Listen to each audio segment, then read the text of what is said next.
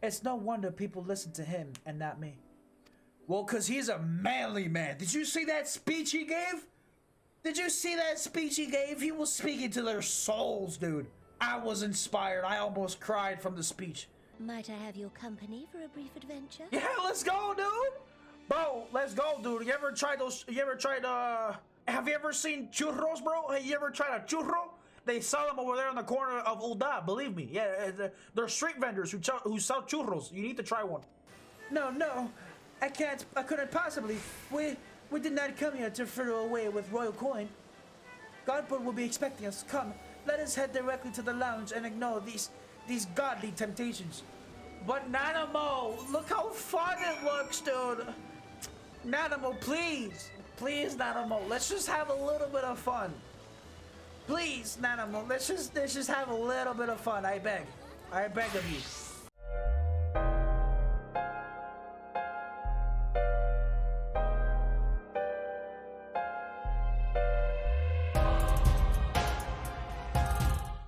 Alrighty. Ladies and gentlemen, we're back. That's right.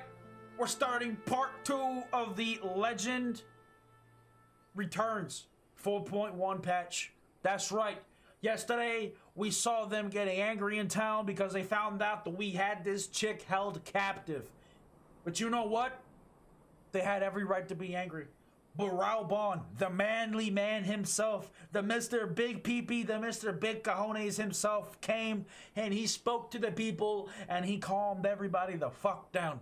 That's right, because he's got that manly energy. But today we're gonna see how the story continues. So with that said, let's begin. Well, immortal flames have been scouring that research facility ever since the liberation. There's a chance they might have some answers for us. General Alden's there overseeing the investigation. Let's go and pay him a visit, shall we? Alright, bet, let's do it. General Alden is inside. Aye. Will you be joining him? Yes, please. What news? You spoke with Fordola, I take it. Yes, as expected, she didn't say very much, but it wasn't total waste of time. Orenvald noticed something odd about her. He thinks she might be having visions almost constantly, which is not how the Echo normally works. Have you found anything here which might explain why it's so different from her? Well, we've been hard pressed to just organize the research materials, let alone study them. To be frank, I'd welcome the Science expert assistance if you had time to lend a hand. Taken in combination with the testimonies of Kryl and Thancred, I do begin to see exactly what the Imperials were attempting here. The enhancer procedure entailed infusing a single candidate with aether siphoned from a multitude of supply subjects. As for the master subject, in this case Kryl, the patterns of her etheric activity would provide the model upon which they would artificially engineer the candidate's aura. In other words, they were trying to recreate Kryle's echo. I believe so, which would explain our prisoner's present state. Kryl is possessed of an unrivaled ability to hear the whispers of the soul, and it seems probable that the procedure engineered by the same acute sensitivity in Fordola. The soldiers who are guard Fordola, many of them lost friends and family to the skulls, and there's a sentry at the door, night and day, if she can't help sensing their thoughts and seeing their past. But you don't just see their past, you live it. All the emotions, all the pain. Imagine what it'd do to you. You'd never be the same again. Indeed. As you may recall, Yasali was completely transformed by a single glimpse of Rosvelga's past. Fordola has been forced to experience the agony of those whose lives she's destroyed. The guilt must be unbearable. That explains her request to be executed. Sounds to me like a kind of justice. Regardless, she could suffer on for now. We have more pressing matters to consider. If the results of this experiment have been relayed back to Garlemald, there will be a knot to stop the Empire from repeating the trick. They could give the echo to anyone, to an entire legion. We must be ready. We must learn all we can of these godforsaken procedures. The Fordola remains our best source of information. She'll not be getting her wish, not yet. Right. Keep faith, lass. If you're to convince others to follow you, you must believe what you're telling them. People will respond to passion, but if it's not, it's feigned. I understand. Thank you, General. We should leave the flames to it. Let's go. Okay, everybody, vamonos. Everybody, let's go. I go looking for answers about the Echo. I end up getting schooled by Raban. Yet more evidence that I don't know what I'm doing. It's no wonder people listen to him and not me. Well, cause he's a manly man. Did you see that speech he gave? Did you see that speech he gave? He was speaking to their souls, dude. I was inspired. I almost cried from the speech. You just tried telling everybody, calm down, it's okay, no, it's fine, don't stress. It didn't work. He spoke with passion. He spoke with love and anger, which became passion. And that's why he was able to convince everybody to relax. General Aldin is a veteran of countless campaigns, Lise. You cannot compare yourself to a commander of his experience. I know, but also I know that I couldn't have convicted that mob to give up and go home. It makes me realize how much we rely on his authority, and how much I still have to learn. I wonder what he will do when everything here is settled. I mean, it's his homeland. After going to the trouble of winning it back, might he not want to stay? 'Tis a quandary which countless refugees now face, to continue the life they built in Ul'dah, or to start again in the land of their birth. That's a tough choice to make. That is a really tough choice to make. Octavian, a moment. Oh, it's Pippin. I'm a new traveler from Ul'dah, with a message from the Sultana. Her Grace desires an audience with you. She understands that you have responsibilities here, but asks that you visit the palace at your earliest convenience. Well, I must attend to the other business. Until next time, my friends. Bye, Pippin! An audience with the Sultana. Depending on the nature of her consultation, this might be the perfect opportunity to inquire about the General's future plans. Yes, we'd all like to know those, Alphino. But not everyone as comfortable interrogating royalty as you. Take no notice of him, Octavian. Shit, I didn't do it on my DK. I wanted the quest to be completed on my DK, dude. Damn it, dude, I just wasted XP. Well, the question of how to put the Mad King's treasures to good use shows no sign of answering itself. Shall we be about it, Arnvold? I am at your beck and call. And I should be getting back to my own tasks. I'll organize a squad to head down into the ruins, and then start preparing for the big meeting. Oh, send Nanamo my regards, Octavian. And ours too, if you please. We shall see to your return. Okay, bye. Alright, now we teleport to Ul'dah. You are expected, my lord. Please proceed. Please do voiceovers. I need a break. I'm getting some massive I cotton thank you for answering my Yes. summons in these most interesting times. You have been busy. Bro, I will never get over it. These Lalafell's voices do not match their body. Every single Lalafell sounds like a 6-foot grown-ass woman's voice. And it does not register with me in my brain. It just does not. The liberation of Alamigo will have far-reaching consequences, and there is a matter upon which I would seek your counsel. I speak of Rauban and his future. You don't say, continue. All know the tale of his rise from penniless refugee to member of the Syndicate and General of the Immortal Flames. Yet though he has come to call Ul'dah home, it will never be his homeland. He is a son of Alamigo. Damn. I know, it's a real tough decision, man. And now that she is free, I thought it only a matter of time before he sought my leave to return to her. Indeed, I had resigned myself to his loss. Damn. Suffice it to say, I was greatly surprised to hear him speak so lightly of handing over the reins in Alamigo and retaking his place at my side. I will welcome him with open arms, of course. He is my most trusted advisor and my dearest friend. Just be honest, you like him. Just be honest, you like him more than friends. But I have known the man a long time, and beneath that steely gaze, I spied a flicker of doubt. Whether Rauban chooses to remain in Ul'dah or return to Alamigo, I only wish that he do so with a heart unburdened by guilt or regret. Yet, how can he freely make such a choice, knowing how much I depend on him? Well, you're not making it any easier. You're not making it any easier for him. It is past time that I learned to discharge my duties as a sultana alone. I must go forth and see my realm with my own eyes, and hear the wind with my own ears. She hasn't even done that, dude? How long has she been cooped up in this place? Might I have your company for a brief adventure? Yeah, let's go, dude! Bro, let's go, dude. You ever tried those? You ever tried, have you ever seen churros, bro? Have you ever tried a churro? They sell them over there in the corner of Ulda, believe me. Yeah, they're street vendors who sell churros. You need to try one. Come on, we're going on an adventure. I'll take you all around the coolest parts of the block. Come on. Allow me a moment to change into something a touch less conspicuous, and I will join you outside. Okay. Oh man, I'm excited. Perchance you remember Lilaria, the merchant's daughter? This is the persona I assume when I venture beyond the palace walls to observe my subjects unnoticed. Ordinarily, Papa Shan would accompany me, but for this particular outing, I need an advisor, not a minder, and that is why I requested your company. Over the course of our many adventures, you have met people from all walks of life in every corner of Eosia, and I would make use of your worldly experience. Now, let us be on our way. Our first destination is Stone's Throw, just beyond the Gate of Nal. Wait, so you don't want to try the churros, dude? You don't want to try the churros, dude, but they're so good. Churros are so delicious, man. You gotta have one, just one churro. That's it.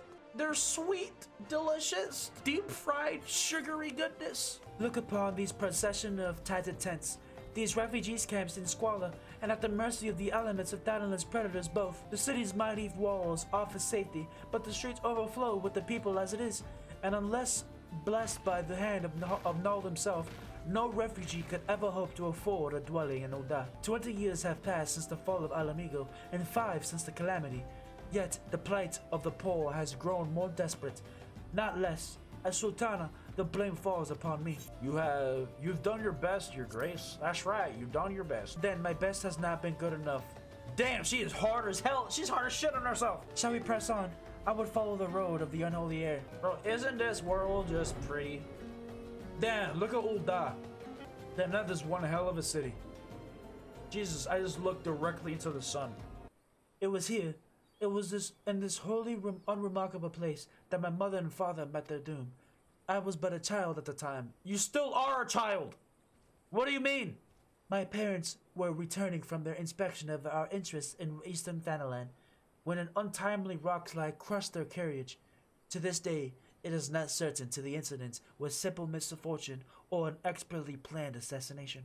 Raoban once offered to reopen the investigation and bring me the truth he assumed I might surely crave, but I refused. Even if my parents' deaths were orchestrated by the monetarists, we could only have brought their hirelings to justice. The true villains, those who plotted to put me on the throne as a biddable puppet, were ever beyond our reach. Thus, that I planned to strip the merchants of their power and place our nation in the hands of its citizens. Quite unaware of the consequences my actions would have for you and yours, I started to think how many goodly souls paid the price of my naivety. But I am no longer a child, reciting words with witless obedience, and I will not be used as a pawn in the monstrous, damnable games. Bro, I am reading too fucking much.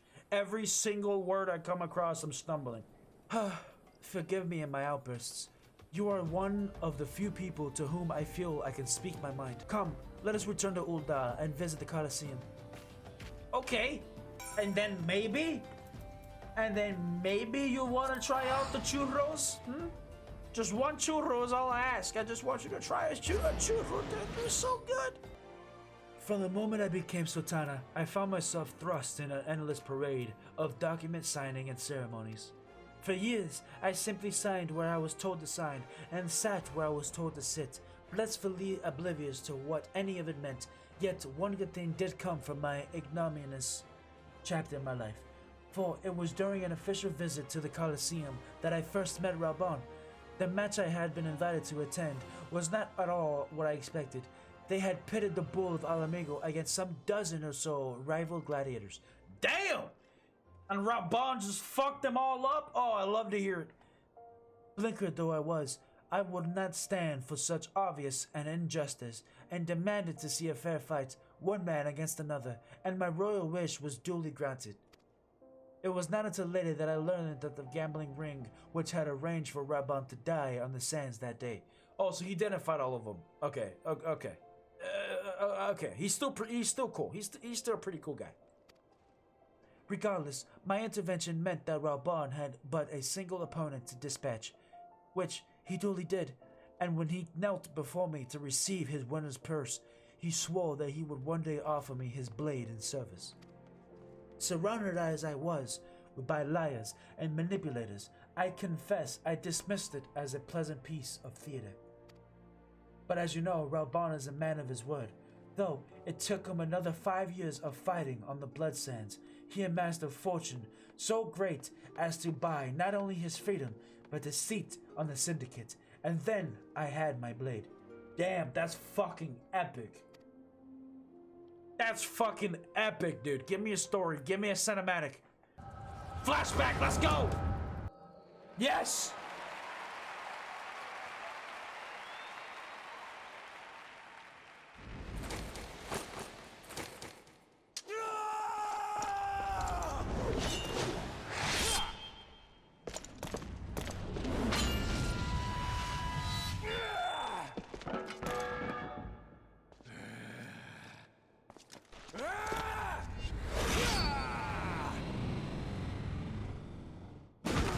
Wrecked! Sit your ass down, bitch! Raubon! Raubon! Raubon! Raubon! Your Grace, you mustn't! The danger is too great! Please, Your Grace, come back! I beg of you! It seems you're the one who needs looking after, Master Shum. Raubon! Your Grace, I have kept the promise made. So you have, and in turn, so too shall I keep mine. With your winnings, you have become one of the 6 most wealthy souls in all Uldar, and so, as tradition dictates, Raubon Aldin, you have earned yourself a seat on the Syndicate. May your new station garner you still greater glories. Let's fucking go, dude! And vow to serve with every fiber of my being from this day till my last.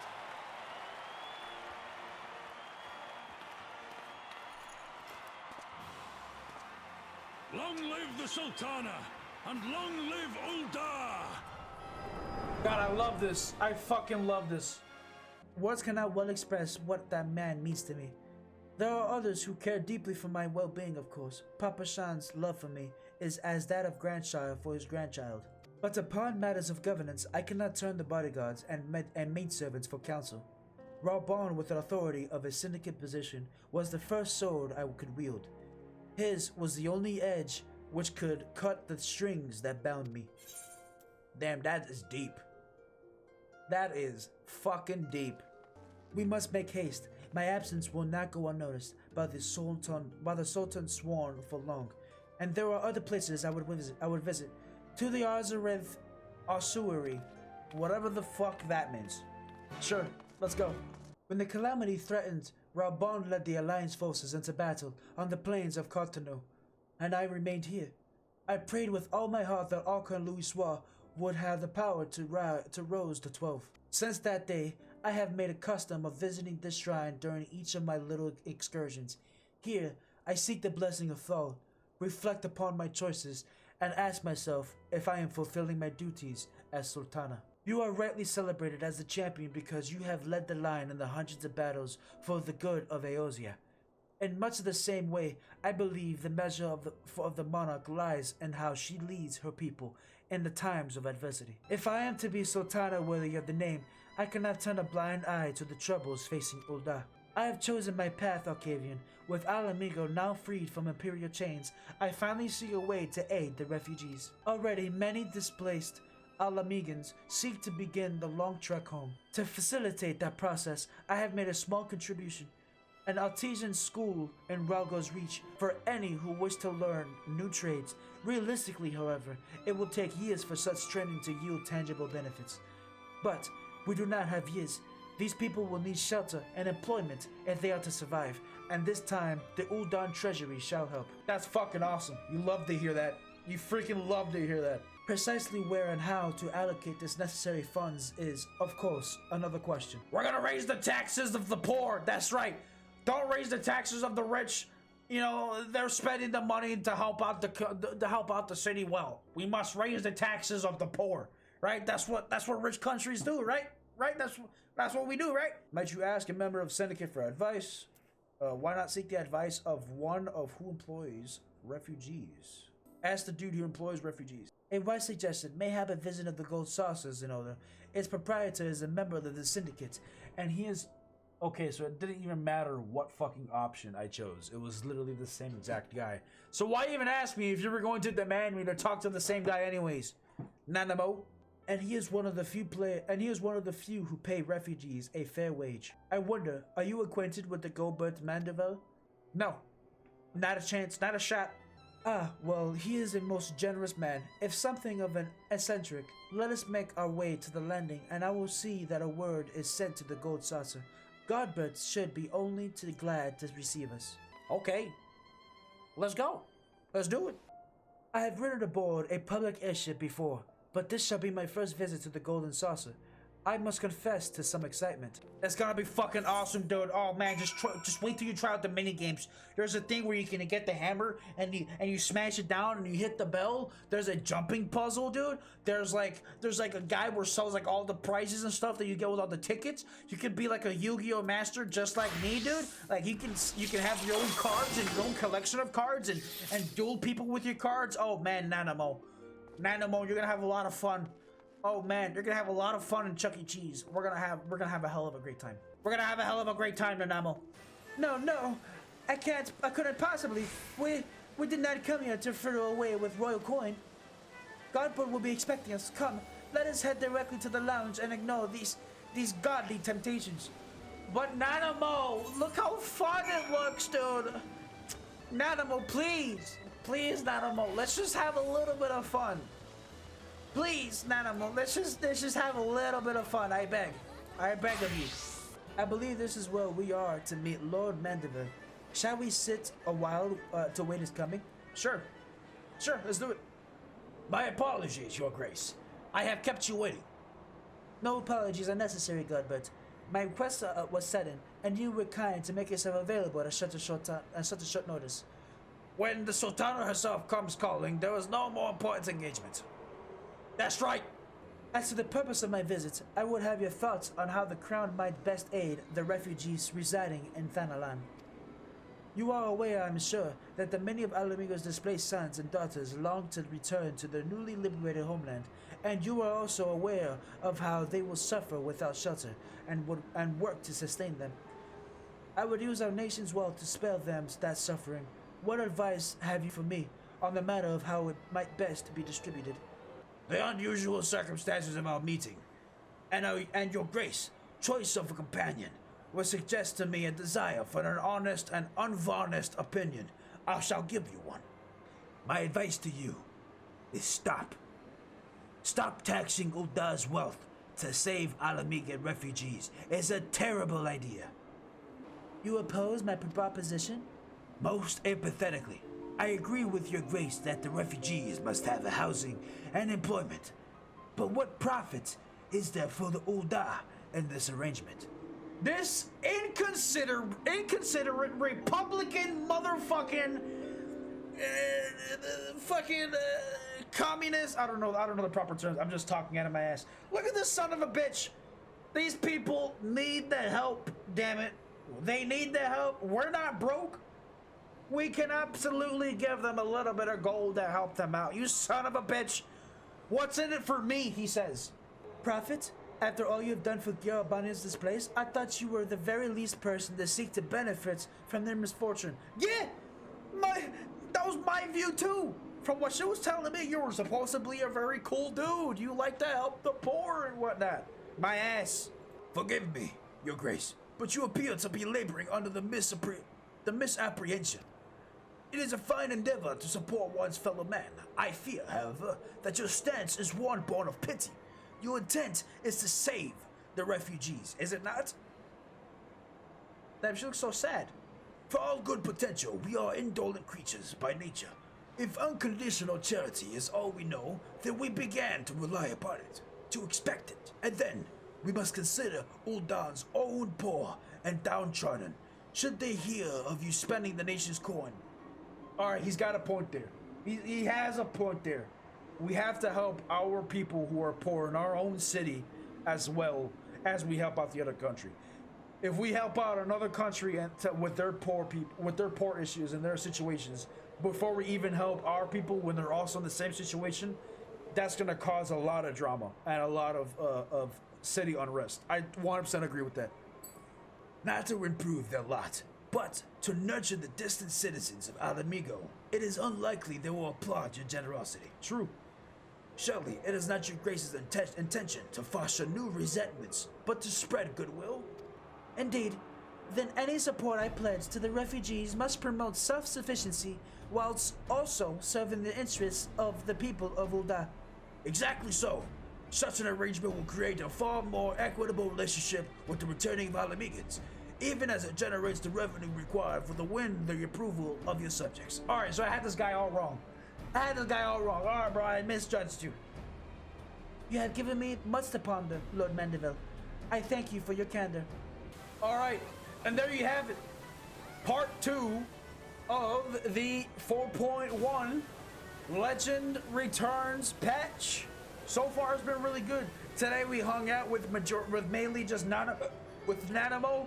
I was trying to walk her around town. I offered her to try a churro. She completely denied me. I'm hurt. Every human being loves churros. Everybody does. And she didn't even want to try it. What a disappointment. Then we come over here to the Golden Saucer, expecting we're gonna have a lot of fun at Chuck E. Cheese, and she doesn't even want to play a single minigame with me. I hate it. I fucking hate it. It's only business with this chick. It's only business. But that's fine. Hopefully, tomorrow, she's gonna spend time with us in the Golden Saucer, and we'll be able to play some minigames. But, guys, if you enjoyed the video, please hit that like button, hit that subscribe button, hit that bell notification so you get notified when I post future content. Guys, thank you all for hanging out with me in chat. Thank you all for bullshitting with me here in chat. I love you all immensely. And with all that said, guys, I will catch you all next time on the flip side. Peace.